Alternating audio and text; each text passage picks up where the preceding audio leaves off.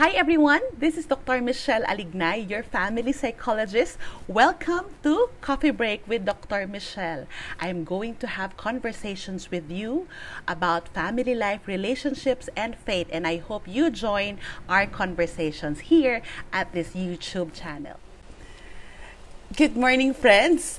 Welcome to Coffee Break with Dr. Michele Alignay. It's another Thursday morning for this worthwhile discussion on family life and well-being. So, good morning. Join me today for Coffee Break. So, get your coffee because we're going to talk about something interesting. Either you are or you are not. I believe you have one. And the topic that we're going to talk about today is us parents. So, ayan. Kaya sabi ko, either you are one or you are not, we are all parents. Kasi we have families, we have people that we care about. So this morning, please friends, join me so that we can have a very lengthy and a very thorough discussion. So good morning sa inyong lahat, yung mga aking mga ka-coffee break. So there's Monica. Hi Cookie. Hi Maribeth. Oh Mia, you're early this morning, my love. And Lizelle, good morning. So please share this to family and friends. At fini-figure out ko pa how will I how will I share this video to my own Facebook page. So get your coffee because sabi ko nga kanina when I welcomed you, we all have parents. So tingnan natin, it's going to be a morning of reflection about parents. Of course, I would walk through with you some of the favorite quotes that I have from a family therapist, but I would like you to reflect also on kahit na for example, ikaw single, and for those who are single, you're not gonna be out of place with this situation kasi we all have parents. So, ayan. Yan yung topic natin. So, our topic is us parents. Today, it's Thursday. Bakit ko ito naisip? Kasi for the past days, ang daming kong mga bagay na I'm doing my modules for the digital families. Remember, it's 3 parts. It's 1, 2, 3. And yung huli ginagawa ko. And parang napakapi ako doon. Kasi if you come to think of it, napakarami nating concerns, especially the parents now, na in raising the kids, in finding our own space, our own voice, and our own rhythm sa bahay. Tapos, also taking care of ourselves, tapos magkatrabaho pa tayo, and so many things. I would start with a quote that Virginia Satir said. If you don't know Virginia Satir, she is the family therapist who said that we need 4 hugs a day for survival, 8 hugs a day for growth, 4 hugs a day for survival, 8 hugs a day for growth, and 12 hugs a day for... Wait, I forgot tuloy. Anyway, you just Google her. She's Virginia Satir. But I would like us to start with this quote. So much is asked of parents and so little is given. Tama ba? Sinong nag-agree sa akin? Sa mga parents na nandito, please join me in this conversation. Say hi. Can you type in your comment section, parent here, ayan, I'm a parent, so ilagay nyo dyan sa comment section nyo. Let's just say the word, let's just say the sentence again. So much is asked of parents and so little is given. Ang daming hinihingi from parents, ang daming demands, and so little is given. We are going through so many things, we are going through so many challenges, but come to think of it, are there things that's provided for us? Yung minsan, hi Mabel, it's so nice to have you here. Hi to you and Kuya Sherman. Ang daming hinihingi sa atin. There's a lot of things that are demanded from us, especially now. So, kaya naisip ko tong topic na to because I believe it is very fitting for us to talk about it because we all have our hugots regarding parenting and this new normal. But let me just tell you, I'm going to talk about the parent, the person of the parent, I'm not going to talk about the, what do you call that? I'm not going to talk about parenting, okay? I'm not going to talk about parenting. That's the process. Parenting, that's how we do our life with our kids. But the parent, I'm going to talk about us. Kasi sabi nga ni Satir, so many is asked from parents, so many but very little is given. Totoo lang naman, napakarami rin ina-ask sa atin, pero napaka rin ano ba yung nakukuha natin? And who's taking care of us? I would like to ask you first as we move on. Who is taking care of you? Yan. Kasi in the process tayo yung nag-aalaga sa mga anak. Aasikasuhin yung asawa, aasikasuhin yung bahay. Pero, sino talaga yung nag-aasikaso sa atin? So, who is really taking care of us?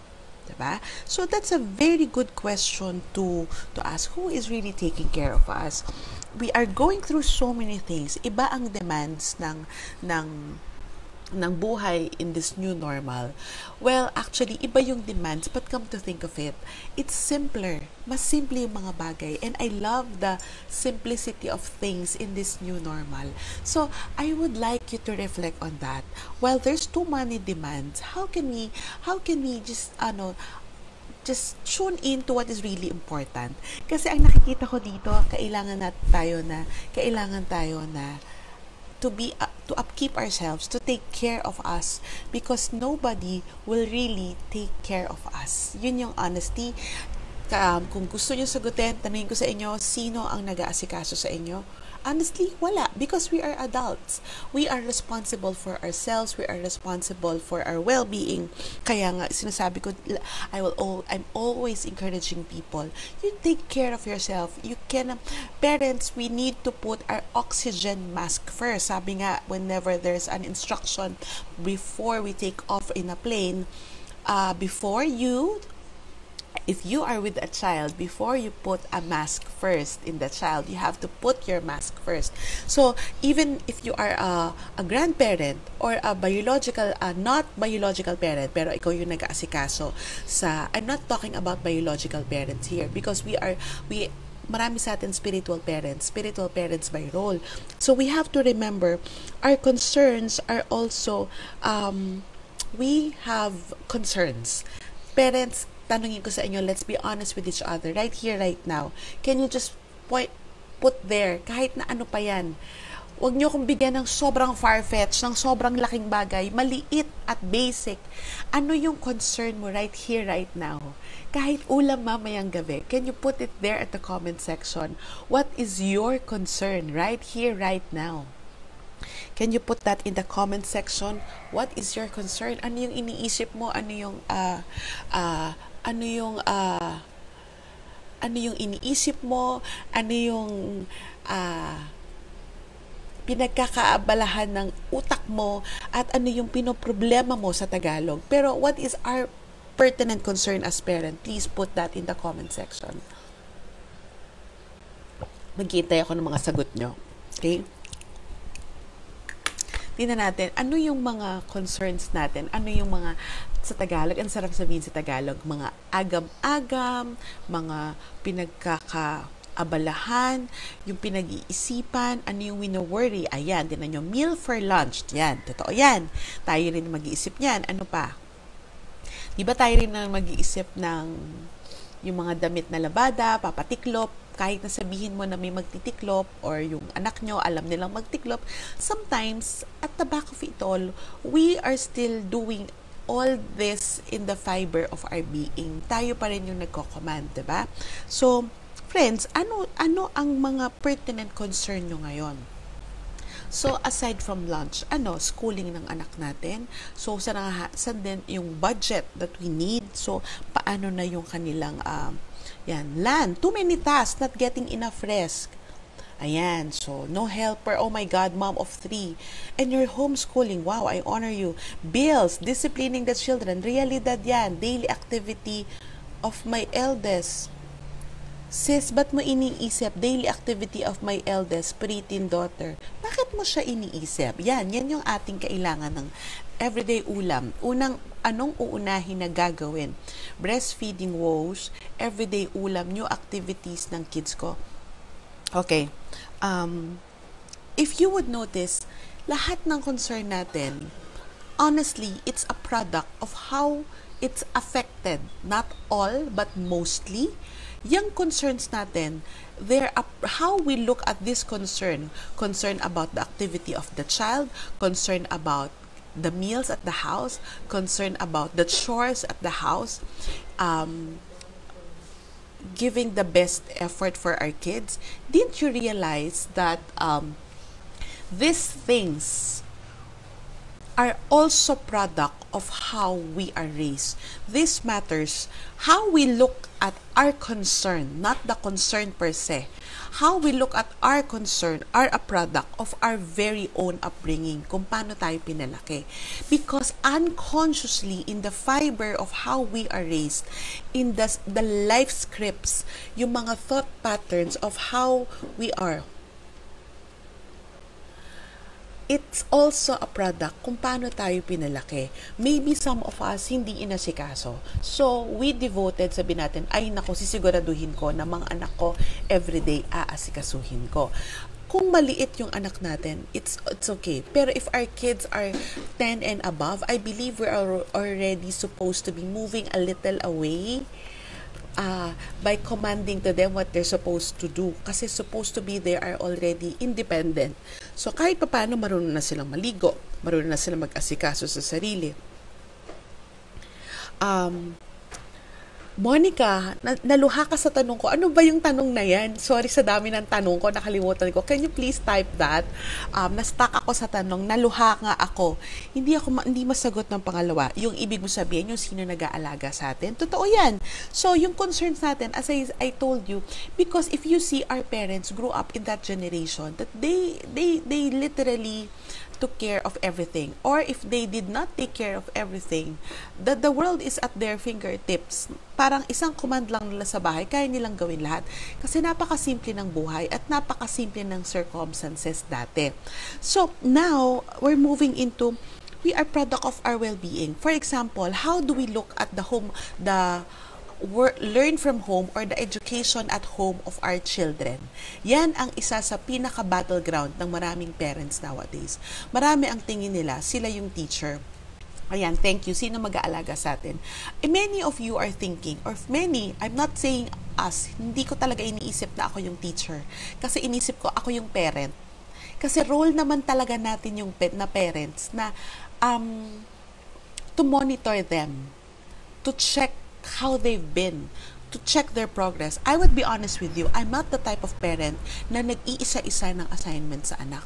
But I'm the type of parent who monitors what my kids' needs will be and what my kids need for school. O anak, meron kang ganito, ganito. So, what do you need from me? So, you call me kung wala ako. So, I'm the type na hands-on ako dyan, but I'm not the type na gagawan ko sila ng, honestly, hindi ko sila gagawan ng what you call that, ng reviewer, because sa paningin ko, sa akin dapat alam niya ng anak ko kung paano sila magre-review on their own pace. Bakit? Kasi kailangan nilang maging independent. Yun yung tingin ko. Tingin ko. VT, do you have an e-book on family? Yes, my book, Family Goals, Embracing the Imperfections of Family Life. Where is that copy? This one. Thank you for that question. There, it's available at feastbooks.com. It's a local book produced by the group of Brother Bo Sanchez. So I think next week, magkakaroon ng sale ang e-books because it's Brother Bo's birthday. So if you would like to get a copy of my book, the Family Goals and the Beauty of 40, pinopromote ko na ngayon. So anyway, yung concern natin, how we look at school. So how we look at school, bakit kailangan talaga na yung anak natin, bakit kailangan natin na, bakit tayo pa yung magtuturo ngayon? So, you have to think, ano yung hugot natin? Ano yung hugot natin? Saan galing yung mindset natin? Bakit gano'n na lang yung tingin natin doon sa pag-aaral? Because maybe we grew up, talagang diligent yung parents natin na pag-aralin tayo. Diligent yung parents natin na, hey, kailangan ko talagang asikasuhin yung anak ko. Kailangan na, di ba meron tayong mindset before na parang, yung kung ano man yung meron tayong magulang, parang reflection sa atin kung ano yung anak natin. Totoo yan. Naniniwala pa rin ako dyan. But, to a certain extent, lalo na ngayon in this pandemic, kaya maraming challenge kasi we feel that lahat ng ginawa natin at programming that we have been through pre-pandemic, yun pa rin yung dapat gawin ngayon. Friends, yun yung kailangan natin ipag-reflect on. So, what is a parent made of? So, as I was saying, yung mga concerns natin that you put here out in the table, it's really a product of our upbringing. So I'll point you through to our first reflection point. We are a product of our past, and the quote that Virginia Satir has for that is that what lingers from the parent's individual past, unresolved or incomplete, often becomes part of her or his intentional parenting. Okay, I'll repeat that. What lingers from the parent's individual past, unresolved or incomplete, often becomes part of her or his irrational parenting. So, ngayon, andito tayo. Yun yung sinasabi ko. Bakit ganun yung tingin natin sa kailangan hardworking yung mga bata, kailangan mag-aral ng mabuti? It's because we have been a product of our parents' parenting. So, kung sino yung parent natin, somehow, a lot of us, kung merong unresolved issue yung parents natin at tayo mismo may unresolved issue, kung paano tayo pinalaki, yun yung naipapasa natin sa mga anak natin. Kaya hindi ba marami sa atin ang mindset, kailangan mag-aral ng mabuti. Education lang yung maipapamana. Check? Sino sa inyo yung ganun yung mindset? Education yung ipapamana ng magulang. Tama yon. Given yan. Pero another mindset is that parang mag-aral kayong mabuti kasi hindi ko nagawa yan dati. Tama? Another one, hindi ko to gagawin sa anak ko yung naranasan ko sa magulang ko. Ayokong maghirap yung anak ko kasi ayoko nung naranasan ko sa magulang ko. Yes, there are certain truths to it, but those are product of our incomplete and unresolved past. And bakit ko yan sinasabi? Because at a certain point, it may be okay, but at a certain point, we have become irrational. Can you say that word with me? Irrational. So, halimbawa, ngayon, hirap na hirap yung anak natin doing online learning. Pipilitin mo pa rin ba to compete? At pipilitin pa rin natin to get good grades? Ngayong she really, has a hard time doing online learning. Pero, masaya naman siya. Pero hirap na hirap siya. Kasi baka yung measure that we are measuring our life right now and we are measuring how we deal with our kids right now, the measure that we've been through in the past are not relevant now. Kaya siya nagiging irrational. Maybe at a certain point, it is helpful. You will always hear me say that. But at a certain point, it may not be applicable. So, you have to review and you have to reflect on what your kids are into because many times they have become our mirrors. Mirrors, pag nagre-react yung anak natin, wag natin sabihin na, bakit ka nagre-react? Ang sama mong bata. Tingnan natin, bakit ka nagre-react? Because it might be mirroring something with us, something that we are projecting. Ang daming sitwasyon in parenting, ako nakita ko yan, nag-unfold yung parang, issue ko pala to. So, ang gandang makita. I would say that again, magandang makita. It's an opportunity for us parents to see our irrational thoughts, our unresolved issues ngayon. Ngayon dahil kasama natin yung mga bata. Ngayon dahil tayo ang magle-learn from home situation. Hindi ako naniniwala na the teachers are passing on their work to us. No, because I honor teacher. Friends, I am a teacher also. I'm a college lecturer. But I would like you to see that we have a more special role. And one of the things that would make us successful is I invite you into a more healthy mindset that we have to check our irrational patterns that is being mirrored with how we deal with our kids right now, because maybe our children are invitation right now that we need to improve some things that we did not improve in the past. Sabi mo, Twinkle, history repeats itself. Yes, kaya nag-repeat itself ang history. Maaga kang nag-asawa, yung anak mo maagang nag-asawa because we never confronted the problem. We never see it as a problem because sa mata ng pamilya, sa psyche ng pamilya, normal lang yon. Pero in reality, there may be irrational truths, maybe hindi mo rin nabigyan ng wings yung anak mo, or hindi mo lang kinorek yung pag to get into relationships, to get into affairs. Hindi mo lang kinorek or hindi mo lang ginabayan kasi in your head parang ganyan naman talaga because that's the norm. But at a certain point it's no longer helpful. So we are a product of our past. Yung pagiging competitive, attitude with money, the value of school and work. Tingnan nyo, where are you here? Because it's a product of our upbringing. That's the first. What are we made of? We are made of our past. What lingers from the parents' individual past, unresolved or incomplete, often becomes part of her or his irrational parenting. So from irrational, I hope that you become more intentional parents. From irrational, I hope that you become more intentional. So the next, what are we made of? Number 2, our purpose. And our purpose is here at the present. Our purpose right now. Lagi kong sinasabi, and I really hold on to that. Parents, parenting may be a lifetime. We are parents. Of course, that's a given. But the parenting, it's not forever because our kids will leave us. Ang isa sa pinakamasakit kong narinig regarding parenting, but that's the truth. When I was still a young counselor, I heard other speakers before. Bago pa lang yung mga parenting talks, ang sinasabi nila,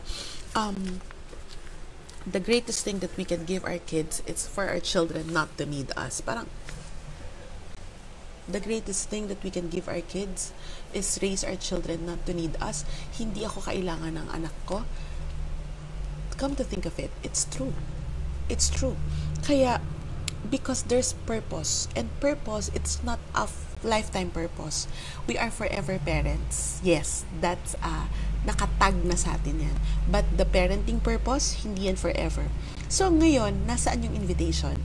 When I was reflecting on the points of Virginia Satir, this another quote came. Parent teach in the world. The school for making people. You are the board of education, the principal, the classroom teacher, and the janitor. And that's the funniest thing. Ito palang napaka-rich na ng reflection natin, friends. Parents teach in the world, the school for making people. You are the board of education, the principal, the classroom, teacher, and the janitor. I think hindi healthy to say na ang school ang dapat nagka-character development sa bata. It's not, yes, they have that. Another thing is that when we say na, sa school yung socio-emotional development ng anak ko dyan nahuhubog, yes, they are a part. But do you know that in our very home, we build their character.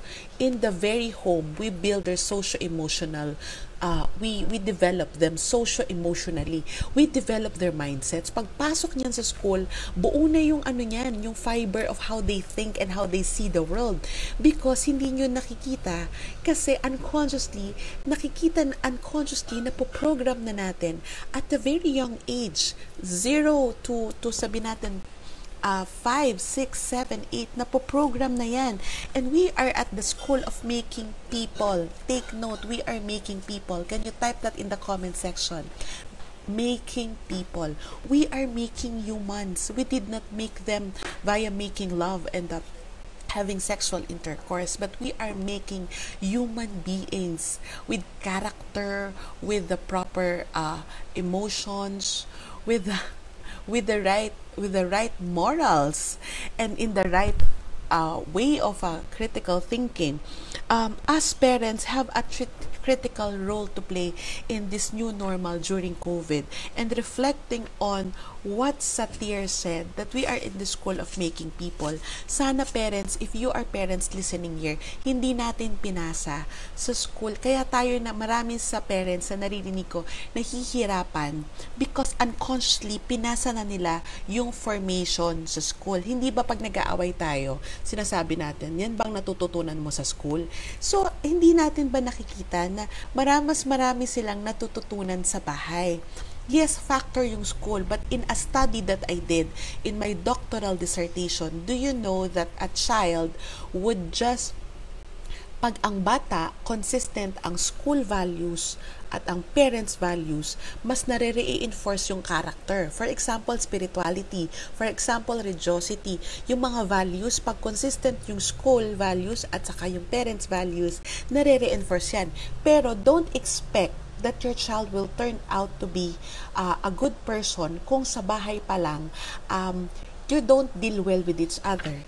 Kasi there's inconsistency, there's a gap between what the school teaches, pero yung nakikita niya sa bahay, the very soil that the child is, then dapat parang tayo yung soil dyan nakatanim. Remember roots? Ang school, yan lang yung water at sunlight na binibigay sa halaman. Yan yung critical dyan. Kasi yung soil, dyan kumukuha ng nutrients. So that is very critical. You have to remember that our role is really to build and make people. You are the Board of Education, meaning tayo rin yung magde-decide sa kapakanan. We are the principal, the classroom teacher, tayo yung classroom teacher, idagdag pa natin, we are also the guidance counselor, and pati tayo yung janitor, we help them clean up their mess. So here, us parents, as I said, have a critical role to play in COVID. So how do we school ourselves again? As I always say, what's our purpose now in the COVID situation? Unang-una, get to know your kids. We need to get to know them again. Kaya sabi ko kanina, in the past, diba, pinagpaubaya lang natin sa school, pero they mirror our issue. In the process of getting to know your kids, you get to know yourself. So, we get to know our child and we get to know ourselves again.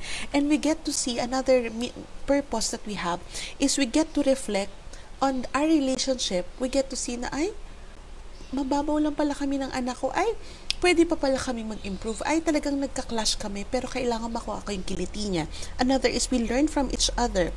Also, it's important for us to see what our kids are into. Ano yung interest ngayon ng anak ko? Baka mag-enjoy akong makipaglaro sa kanila. You know, that is very critical. We parents needs to learn to play again, and we can do it with our kids. Another one, we need to pass on and model values to our kids. Values are not taught, they are caught. Sabi nga sa quote dati, kung anong ginagawa ng mas matanda na tama, anong ginagawa ng mas matanda, siya ang nagiging tama sa mata ng bata. That's a very old quote when I was a young girl. So alam niyo na yung generation ko. So we need to get to know ourselves, we need to get to know our child, we learn from each other, we need to learn how to play again, we need to learn to pass on and model values. And then, another thing, we need to learn to live simply again, to find joy in the simple things. Ayan, kasi wala nang time zone, hindi pwedeng mag-malling, hindi pwedeng magbakasyon, hindi pwedeng mag-swimming sa labas. So, ang dami nating mga bagay na hindi magagawa with our kids. So, let's learn how we can, redo things and relearn things right now. And then, also, what is the present moment? Our purpose right now is really to raise a unique individual. To raise a unique individual. Not to overpower them. Not to hover over your child. Tandaan nyo yan. Bakit ko sinasabing hovering? Kung pinoproblema nyo lagi yung activities ng anak nyo at middle school na siya, and then we have a problem there. Because your child is supposed to be doing her activities and finding her free direction on what she will do. Kung finifeed pa natin yung mga anak natin na 10, 11, 12 nang dapat nilang gawin every day for just them not to be bored, to sustain them, to keep them busy, to keep them learning. And then, I have to tell you, we are not teaching them independent skills. The way to do it for me is to just check on them, to guide them. but we cannot hover them. Kasi, ito yung key doon. Ngayon, purpose natin as to parent. Paano kung magkasakit ka, mami, at hindi mo magagawa yan for your child? So, sino ang lugi? Pareho kayong lugi. So, you make them independent now to raise a unique individual now, so that you can have the time and the chance to do something for yourself or do something together. Kaya tayo nasa-stress kasi inaako natin lahat ng trabaho, or hindi na we're doing for the child what the child is doing for themselves. Lalo na kung high school na yan at big kids na yan, meaning grades 4, 5, 6, they're supposed to be doing things on their own.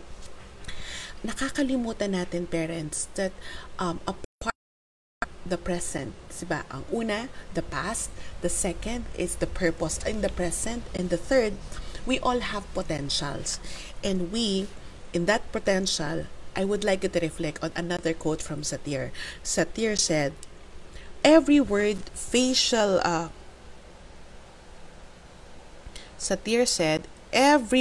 facial expression, gestures, or actions on the part of a parent gives the child some message about self-worth.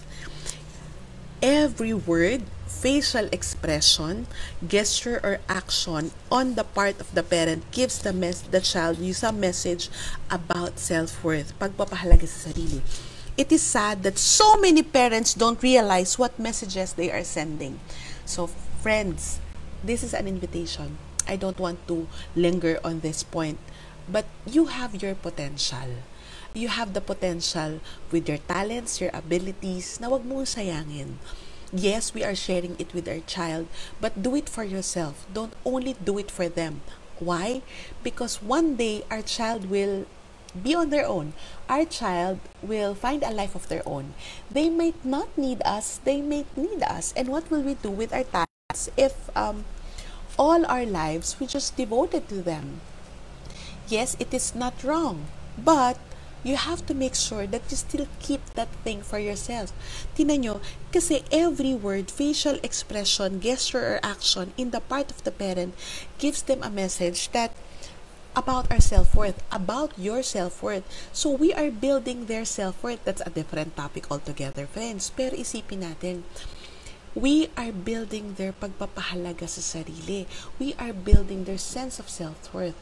If in every reaction that we have, we are burdened, in every word that we say, we are cranky, in every gesture that we said, we have irrational thoughts, and in every action that we do, we are in that mode of burnout. And then, what do you think is the message you are sending the child?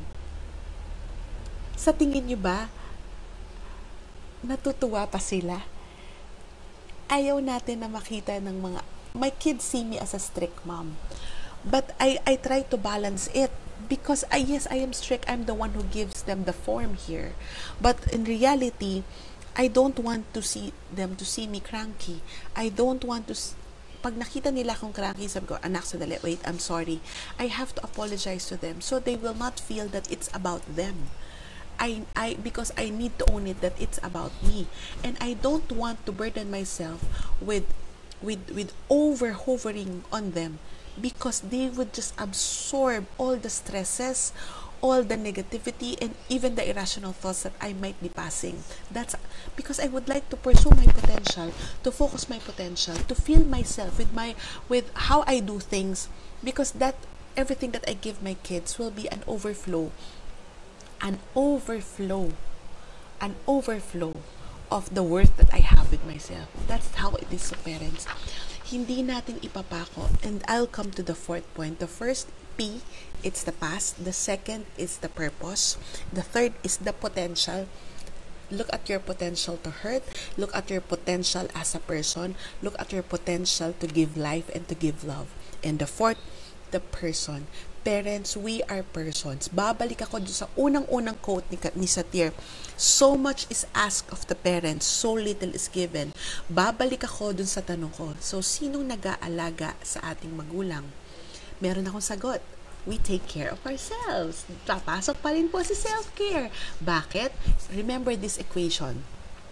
I always go by this equation. Before I am a wife, before I am a parent, before we are parents, we are a spouse. So before I myself, I'm a parent, I am a spouse.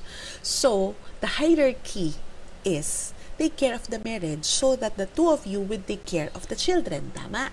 So, pero kung may problematic, you take care of yourself because before you are a parent, you are a spouse. But before you become a spouse, you are a person. So never forget that person. Can you please type that in the comment section? We are persons. Never forget yourself.